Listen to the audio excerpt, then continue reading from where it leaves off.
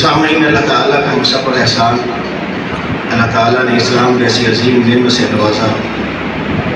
دعا بھی کریں، کوشش بھی کریں، اللہ ہم سب کا خاتمہ اسی ایمان پر فرمائے. اس سے بڑھ کر میری آپ کی خوش قسمتی، اللہ تعالیٰ نے آج یہ قیمتی رات انشاءاللہ العزیز ایمان رکھیے، یقین رکھیے کہ لیلۃ القدر ہی آج والی رات. بقیہ جتنی راتیں بھی ہیں اللہ سے اچھے امید، اچھا گمان کر کے ہی گزاریے. انشاءاللہ انسان اگر اللہ سے اچھی امید رکھے اور اچھی نیت رکھے تو اس نیت کے مطابق اللہ بندے کو اجر دے دیتے ہیں. تو اس طرح پھر اگر انسان یہ نیت کرے کہ آج لیلۃ القدر ہے، نہ بھی ہو، آپ کی نیت کی وجہ سے اللہ انشاءاللہ آپ کو اجر ضرور دے دے گا. اس لیے کہ آپ اس شوق کے ساتھ، احساس کے ساتھ، اخلاص کے ساتھ وقت گزاریں گے، اللہ ضرور قبول فرمائے. اور سامعین، کچھ ایسی باتیں ممکن ہے کوئی مجھ سے اتفاق نہ کرے. قل الحق ولو کان مرا، حق بات کہہ دیا کرو، حق بات کڑوی ہوتی ہے. قال رسول اللہ صلی اللہ علیہ وآلہ وسلم الدین النصیحہ، دین، اسلام، ایمان، مسلمان خیر خواہی کا دوسرا نام ہے. زندگی کا اصول ذہن میں رکھ لیجیے. اس حدیث کو اگر آپ الٹ کریں گے تو گویا ایسے ہے کہ جس شخص کے اندر خیر خواہی نہیں، اس کے اندر دین بھی نہیں. لا یؤمن احدکم حتی یحب لاخیہ ما یحب لنفسہ. اس حدیث نے اور وضاحت کر دی. فرمایا وہ شخص مومن ہے ہی نہیں، مسلمان ہے ہی نہیں کہ جو اپنے لیے چیز پسند کرے اور دوسرے کے لیے پسند کرے. اور یہ منافقت کا رول مومن نہیں لگ سکتا. اس لیے جو آپ اپنے لیے پسند کرتے ہیں وہی چیز آپ دوسرے کے لیے پسند کریں، یہ ایمان ہے. اور اگر ایسا نہیں ہے، اس کے الٹ ہے، اپنے لیے کچھ، دوسرے کے لیے کچھ، سمجھ لیے اس منافقت کے رول کو اسلام نہیں مان رہا، اللہ نہیں مان رہا. کہا لا یؤمن، اس کے پاس ایمان ہے ہی نہیں. اگر حقیقت کی نظر سے دیکھا جائے اس وقت پاکستانی قوم یقیناً منافقت پر کھڑی ہے. میں بھی، آپ بھی. ایمان کی ایک رتی بھر کم از کم مجھے اپنے اور آپ کے اندر نظر نہیں آتی. وہ کیسا مسلمان اور مومن ہے کہ جو اس حدیث کو بلا بیٹھا ہے الدین النصیحہ، کہ دین تو خیر خواہی کا نام تھا. جہاں خیر خواہی تھی دین تھا، جہاں بدخواہی تھی، دوسرے بھائی کے لیے آپ کے دل میں خیر خواہی نہیں ہے، وہ آپ کے اندر ایمان نہیں. ایک صحابی کسی کو گھوڑا خریدنے کے لیے بھیجتے ہیں، گھوڑا خرید کے لے آئے. ممکن ہے رقم کی کوئی تعداد میں آگے پیچھے کر رکھے. کتنے کا خرید کے لائے ہو؟ 200 درہم کا. گھوڑا کھل آ گیا. کچھ حضرات نے بتلایا کہ یہ گھوڑا 200 درہم کا نہیں ہے، نسلی لگتا ہے، خاندانی لگتا ہے، اس کی قیمت 400 درہم ہونی چاہیے. وہ شخص گھر سے نکلتا ہے، گھوڑا بیچنے والے کو ڈھونڈتا ہے، اپنی جیب سے 200 درہم نکال کر اس بندے کو دیتا ہے کہ شاید مجھے خبر نہیں ہے، تیرے گھوڑے کی قیمت نسلی اور اچھی حالت کی وجہ سے 400 درہم بنتی تھی، شاید تو نے غلطی سے مجھے 200 درہم میں بیچ دیا ہے. چل تجھے نہیں پتا، کوئی بات نہیں، مجھے پتا چل گیا ہے اس کی قیمت 400 درہم ہے. 200 کے ساتھ تیری میری ڈیل ہوئی تھی، وہ ڈیل غلط تھی، میں تجھے 200 کا نقصان کر رہا تھا. یہ 200 درہم اور پکڑو، یہ تیرا حق ہے، میرے لیے بھی لازم تھا میں تیرا نقصان نہ کرتا. کیوں؟ میرا دین مجھے کہتا ہے الدین النصیحہ، کہ مسلمان ایمان والا وہ ہے جو دوسرے کی خیر خواہی چاہتا ہے. میں تیرا نقصان کیسے برداشت کروں؟ میں اور آپ اپنے اپنے دل پر ہاتھ رکھیں، اپنے گریبان میں جھانکیں. اس جذبے سے برابر ایک رتی بھر بھی جذبہ پاکستانیوں کے اندر ہے؟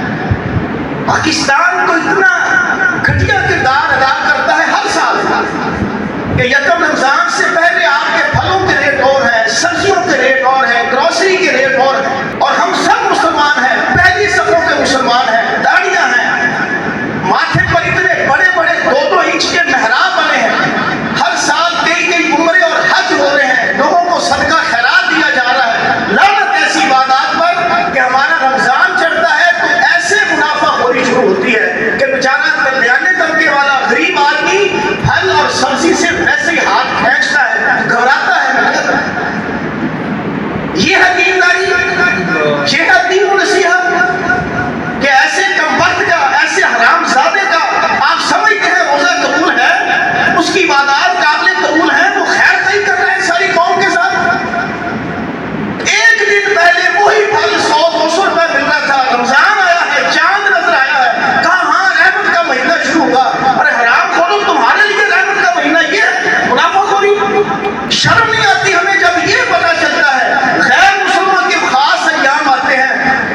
30% ریٹ کم، 50% ریٹ کم، ہر چیز کے ریٹ کم کر کے اپنے نفع کو گرا دیتے ہیں۔ ہاں ہمارے درمیان ہر کیٹیگری کا بندہ ہو سکتا ہے، زیادہ پیسے والا بھی، درمیانہ بھی، غریب بھی، چلو ہر بندے کی پہنچ کے مطابق ریٹس کرو، اپنے ریٹس کو گراتے ہیں۔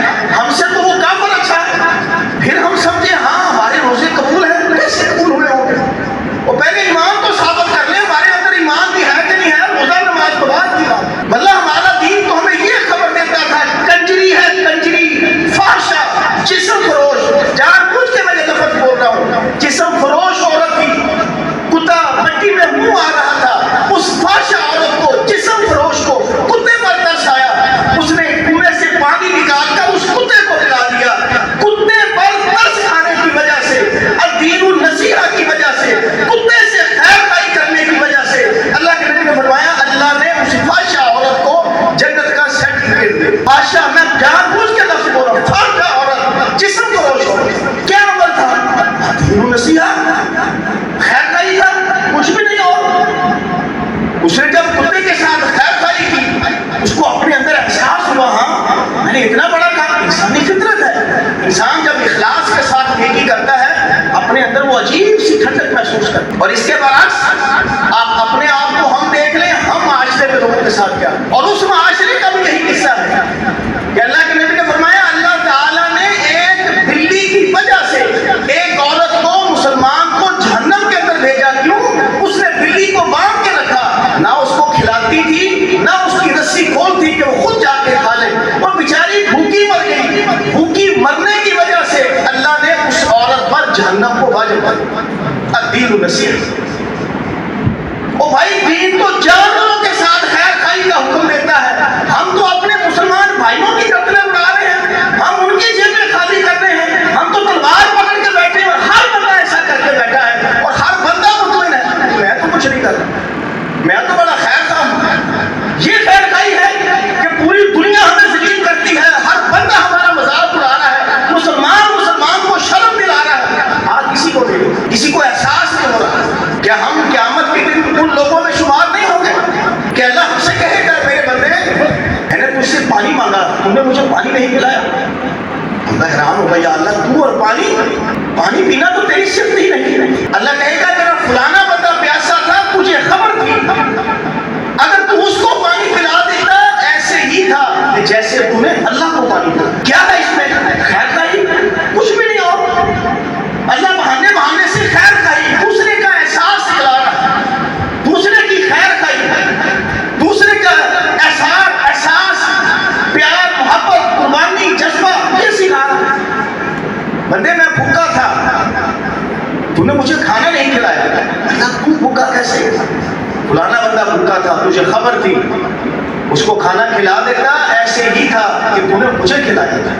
بندے میں بیمار تھا، تو نے میری بیمار پوچھی نہیں کی، یا اللہ تو بیمار، ہاں فلانا تیرا عزیز، تیرا واقفدار، تجھے خبر تھی وہ بیمار ہوا ہے، وہ بستر پر پڑا ہے، تو نے اس کی عیادت نہیں کی، تو نے اس کی عیادت کی ہوتی ایسے ہی تھا، گویا تو اللہ کے پاس آیا ہے، تو نے اللہ کی یاد کی۔ کیا ہے اس میں؟ الدین النصیحہ۔ اللہ اتنی بڑی بڑی اپنی ذات کی مثالیں، جو لفظ، جو چیزیں اس کے شاعر نشان ہے ہی نہیں، اپنے ساتھ جوڑ کے بتا رہا ہے، وہ میں پیاسا تھا، وہ میں بھوکا تھا، وہ میں بیمار تھا۔ آ جاؤ اس مثال کو سامنے رکھ کے، جاؤ اپنے کسی بھائی بھوکے کو کھلا دو، جاؤ کسی پیاسے کو پلا دو، جاؤ کسی بیمار کی بیمار کرسی کر دو، اور ہم تو اتنے بے غیرت ہوئے، ہم تو چھیننے والوں میں بنے ہوئے ہیں۔ اچھا تو پیتا ہے، تو کھاتا ہے، تیرا میں یہ گھونٹ بھی تیرے حلق سے نکالوں گا، واللہ ہم تو مسلمان کے یا انسان کے حلق سے نکالنے والے بنے ہوئے ہیں۔ ہاں تو جی کیسے سکتا ہے میرے سامنے؟ جینے کا حق صرف مجھے ہے، ہر بندہ یہ سمجھ رہا ہے، میں اور آپ ہر بندہ یہ کہتا ہے جینے کا حق میرا ہے، کھانے کا حق میرا ہے، پینے کا حق میرا ہے، فیصلہ مرضی کا حق میرا ہے۔ تو کون ہوتا ہے اوپر سے لے کر نیچے تک جس کے پاس بھی اقتدار ہے، جس کے پاس تھوڑی سی پہنچ ہے، وہی شخص کبھی نہیں کرتا۔ بندہ پلاٹ خریدتا ہے، زرعی زمین تھی، ہل اس میں چلاتا ہے، ہل کا جو چلنے والا لمبا سا وہ بھالا، وہ لوہے کا وہ زمین میں جب چلتا ہے بار بار ایک جگہ پھنستا ہے، کسان پریشان ہوتا ہے، دوسری کئی سے دیکھتا ہے کون سی چیز اس بھالے میں پھنس رہی ہے کہ بیل آگے چل نہیں رہے، تھوڑا سا گڑھا کھولتا ہے، نیچے سے ایک بڑا سا باکس یا برتن نکلتا ہے، اس کو کھولتا ہے، اس میں سونے چاندی کے سکے ہوتے ہیں۔ تو اللہ کا شکر ہے وہ پاکستانی نہیں تھا، غیرت مند تھا۔ وہ اپنے اس باکس کو اٹھاتا ہے، باکس کو اٹھا کر جس سے زمین خریدی تھی اس کے گھر جاتا ہے، بھائی یہ باکس تیرا ہے، میں نے اس زمین سے نکالا ہے، یہ اپنا باکس لے دو۔ اس نے کہا بھائی اللہ کا شکر ہے وہ بھی پاکستانی نہیں تھا۔ اس نے کہا بھائی تیری طبیعت ٹھیک ہے؟ کہ جس زمین سے نکلا ہے اس زمین میں تجھے فروخت کر چکا ہوں، وہ میری نہیں ہے۔ اس میں سے سونا نکلے، چاندی نکلے، مٹی نکلے، ریت نکلے، کوئلہ نکلے، کچھ نکلے، تو مالک ہے۔ اب آسمان کی فضاؤں سے لے کر زمین کی تہ تک تو مالک ہے، جو نکلے میں فروخت کر کے آ گیا ہوں، یہ باکس میرا نہیں ہے۔ وہ کہہ رہا ہے تیرا ہے، تیری زمین سے نکلا ہے، میں نے تجھے زمین کے پیسے دیے ہیں، اس میں چھپے ہوئے باکس کے پیسے میں نے نہیں دیے، اس میں جو سونے چاندی کے سکے نکلے ہیں وہ میرے نہیں ہیں۔ لگتے ہیں یہ انسان دونوں کہ دنیا کی مخلوق لگتی ہے، اللہ کی قسم دنیا کی مخلوق ہے۔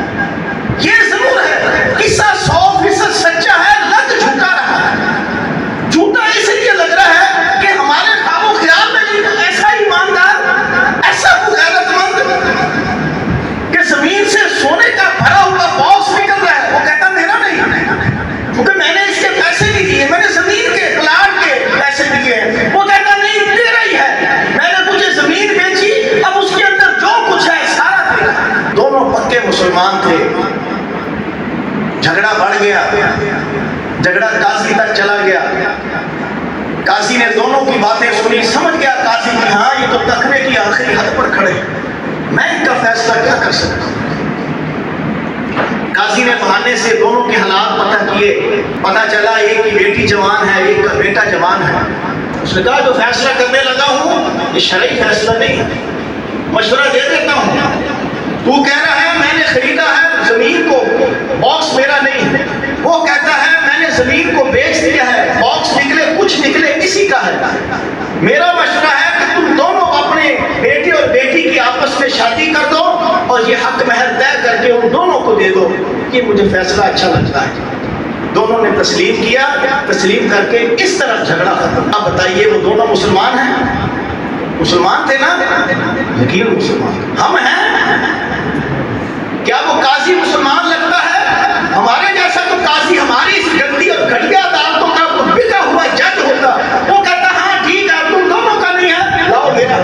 ہمارا اس حرام خور ججوں نے عدالتی ثبوت پیش کر دینے تھے، ڈاکومنٹیشن کر دینی تھی، ہاں ہاں یہ میرا ہے۔ ایسے حرام خور آپ کو وکلا بھی مل جانے تھے، ایسے آپ کو گواہ بھی مل جانے تھے، ہاں یہ تو جج صاحب کا بات ہے، یہ تو جج صاحب نے وہاں چھپایا تھا زمین کے اندر۔ قاضی بھی جھوٹا مل جاتا ہے آپ کی عدالتوں میں، گواہ بھی جھوٹے مل جاتے ہیں، گھٹیا قسم کے وکیل بھی مل جاتے ہیں جن بغیرتوں کو سارا پتا ہوتا ہے کہ میرا کلائنٹ جھوٹا ہے، بے ایمان ہے، اس نے جرم کیا ہے، مگر وہ صرف پیسے کی بنیاد پر کھڑا ہو کے وہ جج سے قاضی سے لڑائی لڑتا ہے، نہیں میرا کلائنٹ سچا ہے۔ ایسے جج اور ایسے قاضی پر لان دینی پڑ رہی، جو جھوٹی گواہیاں دیتا ہے وہ اپنے آپ کو مسلمان سمجھتا ہے۔ وہ تو اللہ کا شکر ہے کہ وہ عدالتی پاکستانی نظام نہیں، ورنہ جج صاحب کے گھر باکس پہنچ جاتا تھا۔ اب سوچئے جو میں آپ کو آغاز میں کہہ رہا تھا کہ پاکستانی قوم دنیا کی سب سے بڑی منافقت کے پوائنٹ پہ نہیں کھڑی۔ کیسے ہم مان رہے ہیں ہم مسلمان ہیں؟ دین و نصیحت تو ہمارے اوپر پورا ہی اتر رہا ہے۔ قالت نملۃ یا ایھا النمل ادخلوا مساکنکم، آپ اندازہ لگائیں چیونٹی کیڑی جس کو ہم کہتے ہیں، اللہ کے قسم سے بارے والے جائیں، اللہ جہاں جہاں نصیحت والی کوئی خیر خائی والی میری آپ کی خیر خائی کی بات نظر آتی ہے، اللہ ان الفاظ کو بھی ان واقعات کو بھی قرآن کا حصہ بنا۔ ایک چیونٹی تھی، سلیمان علیہ السلام کے سامنے لشکر آنے لگا، وہ چیونٹی اپنی ساتھیوں سے کہہ رہی ہے اے چیونٹیوں، وہ سامنے سلیمان کا لشکر آ رہا ہے، وہ لشکر تمہیں اپنے پاؤں میں روند نہ ڈالے، جلدی جلدی اپنی دلوں میں گھس جاؤ۔ چیونٹی ساتھی چیونٹیوں کو مشورہ دے رہی ہے اور جلدی جلدی اپنی دلوں میں گھسنے کا کہہ رہی ہے، ورنہ سلیمان کا لشکر آ رہا ہے، اس کی قوم آ رہی ہے، پیروکار آ گئے ہیں، اس کی فوج آ رہی ہے، وہ لا علمی میں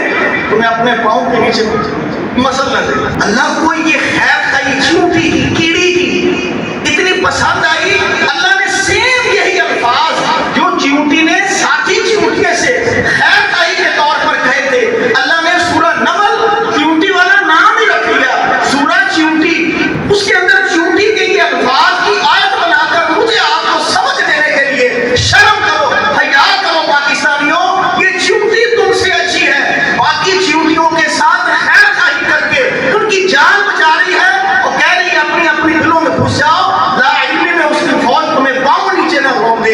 یہ چیونٹی کیا پاکستانیوں سے اچھی نہیں؟ وہ چیونٹی باقی چیونٹیوں کے ساتھ خیر خائی کا مظاہرہ کر رہی ہے اور ہم تو تلواریں پکڑ کے بیٹھے ہیں، ہمارے سامنے کوئی آئے صحیح بات، ہم تو کاٹنے کے لیے لوٹنے کے لیے تیار بیٹھے ہیں۔ میرے بھائیو سسٹم نہیں چلے گا، اللہ کرے میری بات جھوٹ ہو، اللہ ہم سب تباہی کی طرف جا رہے ہیں۔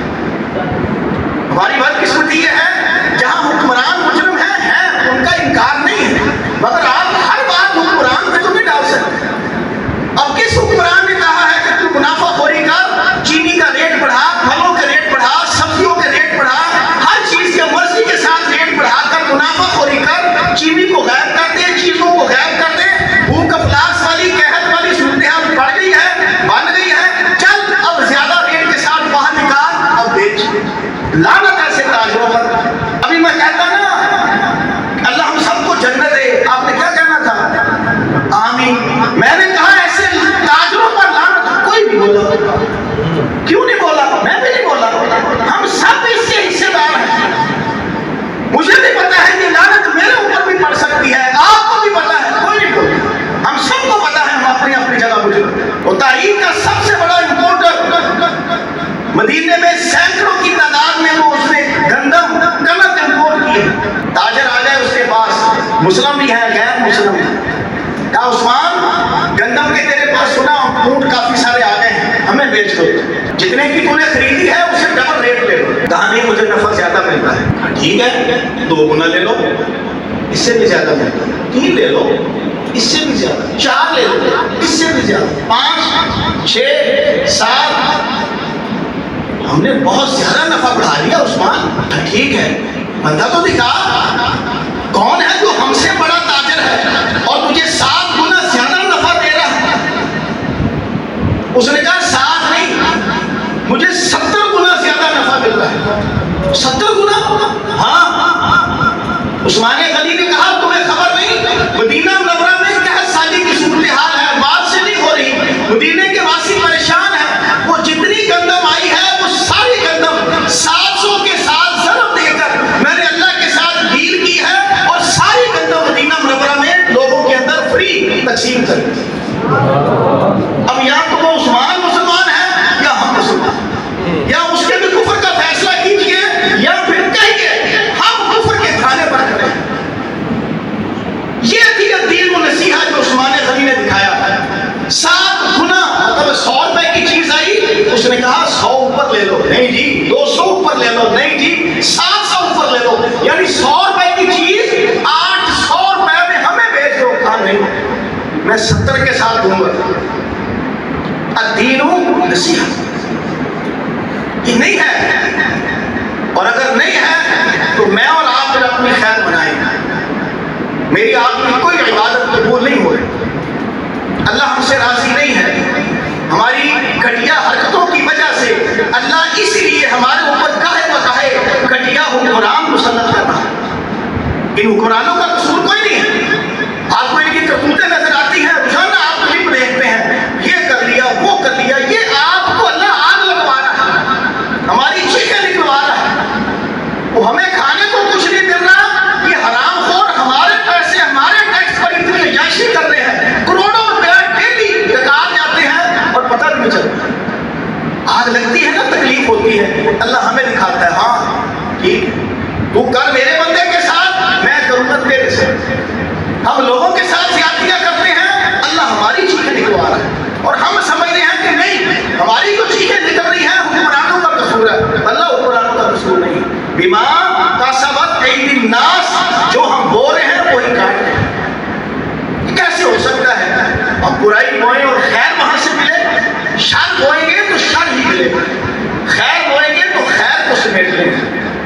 ایسے نہیں ہو سکتا. اس لیے کچھ بھی نہیں بگڑا. جتنی میں نے رونے پیٹنے والی دکھ والی باتیں کی ہیں وہ بڑی نہیں, وہ اللہ بڑا غفور رحیم ہے, اس میں کوئی شک نہیں. گناہ کی نحوست ہے, ہمارے گھٹیا گناہوں کی, گھٹیا اعمال کی نحوست سے پورا پاکستان پریشان ہے کہ ہمیں اپنے ہی بہن بھائیوں کے لاشیں اٹھ رہے ہیں, ان کے جسموں کے پرخچے اٹھ رہے ہیں, ان کی عمارتیں اٹھ رہی ہیں, سکون کی نیند سوئے. کہنا میرا کارڈ اٹھ رہے ہیں, میرے بچے کہنے مار رہے ہیں, کون نہ دے مار رہے ہیں, وہ ذمہ دار سب سے پہلے پاکستان. گارنٹی ذمہ داری سے مسجد میں بیٹھا کہتا ہوں, ہماری باری آئے گی. میں اور آپ شاید نہ دیکھیں, ہماری نسلیں دیکھیں, باری آنی ہے. اگر آج میں اور آپ کسی کا احساس نہیں کرتے تو تیاری رکھیں. ہمارے ساتھ وہ مناظر ضرور پیش آتے ہیں جو ان کے ساتھ آتے ہیں. جب آپ کسی کی مدد کر سکتے ہیں, خیر خائی چاہ سکتے ہیں, کر سکتے ہیں, نہیں کر رہے, نہیں اٹھ رہے, نہیں بول رہے, گونگے اندھے بہرے سمن بکیون عمیون کے بن کر بیٹھے ہیں, تو یہ علاج ہونا ہے. صبر کر لیجئے بس. اللہ کرے میری بات جھوٹ ہو, ایسا ہو ہی نہیں. مگر جو ہم بول رہے ہیں, جو کر رہے ہیں, نظر یہ آتا ہے کہ ہو کے رہے. نبی کی 9 بیویاں تھیں, 9 گھر تھے. مہمان آتا ہے, 9 گھروں میں پیغام بھیجا جاتا ہے. گھر میں کچھ کھانے کو ہے, 9 گھروں سے پیغام آتا ہے. نبی کے گھر کھانے کو کچھ نہیں. کس کے گھر؟ نبی کے گھر, نبیوں کے سردار کے گھر. میں اور آپ سوچیں, ہمارے گھر میں کبھی ایک دن فاقہ ہوا؟ نبی کے گھر میں 2 ماہ روٹی نہیں پک رہی, چولہا نہیں چل رہا. پوچھا اماں گزارا کیسے ہوتا تھا؟ کہا 2 سفید چیزوں سے پانی پی لیتے اور کھجور کھا لیتے. دائیں بائیں ہمسائے سے کچھ صدقہ کوئی گفٹ تحفہ کو آ جاتا تو کھا لیتے, ورنہ 2 چیزوں پر ہم گزارا کرتے. اب معاملہ خراب ہو گیا, مہمان آ گیا ہے. 9 بیویوں نے کہا کھانے کو کچھ نہیں. نبی نے آواز دی, یہ میرا مہمان ہے, اس مہمان کو کون اپنا مہمان بنائے گا؟ کسی اور کے بولنے سے پہلے آپ جیسا درمیانے طبقے کا ایک صحابی, وہ بیچارہ وہ بھی غریب تھا, ماڑا تھا. ہمارے گھر میں کیا پوزیشن ہے آپ کو, مجھے نہیں پتا, سب کو پتا, اس کو بھی پتا تھا. اس نے کہا کہ میں آپ کے مہمان کو لے کے جاتا ہوں. لے گیا, گھر میں گیا, بیوی سے پوچھا کچھ کھانے کو. اس نے کہا نہ تو نے کچھ کھانا ہے نہ میں نے کھانا ہے, دونوں نے بھوکے رہنا ہے. یہ تھوڑا سا سالن پڑا ہے, یہ بھی بچوں کے لیے. بھلی مانگ چھوڑ, اگر تو اور میں بھوکے رہ سکتے ہیں, ہمارے بچے بھی رہ لیں. آج نبی کا مہمان ہمارا مہمان بن گیا.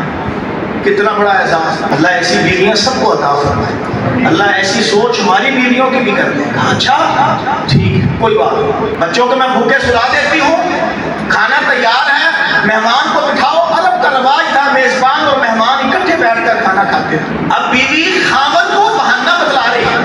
اللہ ایسی سوچ ہماری عورتوں کی بنا. کہتی ہے کہ اس کے ساتھ بیٹھنا, اس کے ہاتھ کے ساتھ ہاتھ ٹچ کرتے رہنا, وہ یہ سمجھے گا تو کھا رہا ہے. میں دیا ٹھیک کرنے کے بہانے دیا بجھا دوں گی, اندھیرا ہو جائے گا, تو کھانا نہیں کھانا.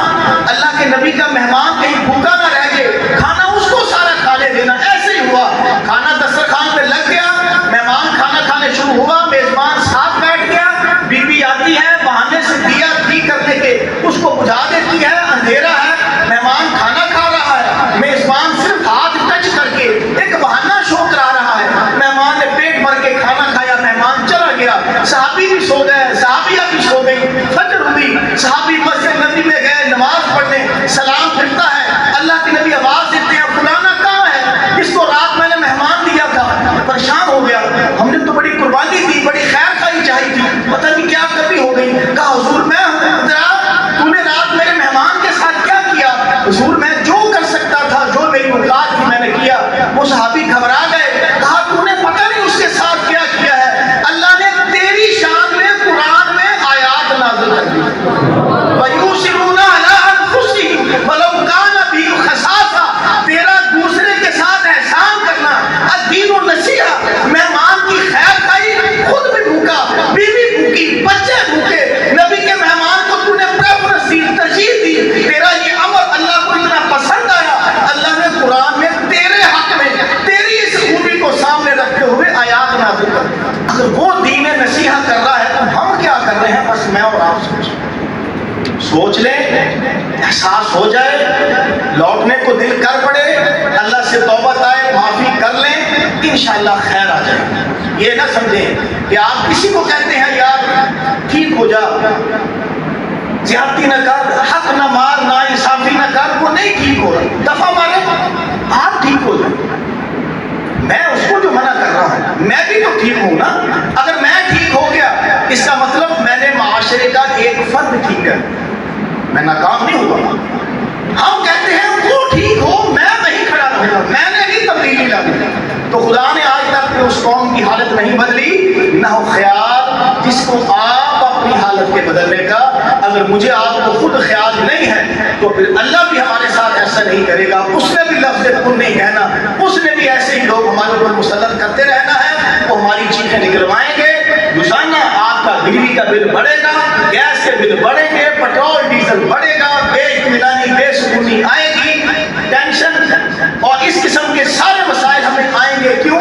اس لیے کہ میں اور آپ واپس آنے کے لیے اللہ کی طرف رجوع کے لیے تیار نہیں ہیں. تو نہیں تیار، اللہ کہتا ہے ٹھیک ہے پھر اس قوم کو دفعہ مارو، یہ جیسی ہے اس کے اندر ان عیوب کو اور بڑھاؤ، یہ بڑھتا جائے گا. لوٹ آئیں گے ہم سب کی بہتری ہو جائے گی. نہیں لوٹیں گے پچھتا رہے ہیں اور پچھتائیں گے.